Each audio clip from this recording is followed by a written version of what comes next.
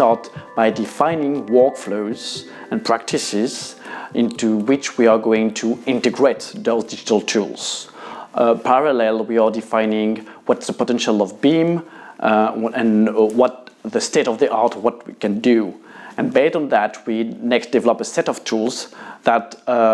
follow the steps of a renovation, meaning the data collection to characterize an existing building, the data management, meaning that how do we create a model, how do we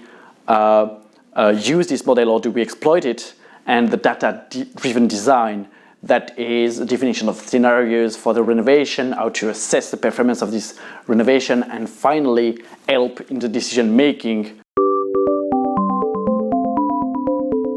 BIM is a high investment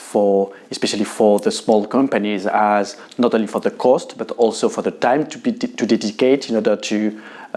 use those tools. Another one is the fact that there is still a gap between the complexity of how it's designed and the more practical requirements coming from those SMEs.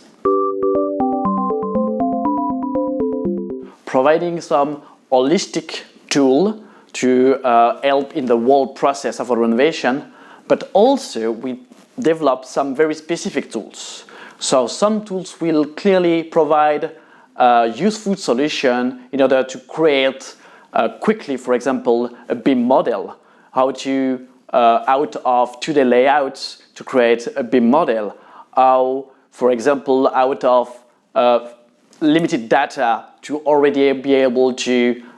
orientate the building owner toward the best decision in order to carry out his renovation.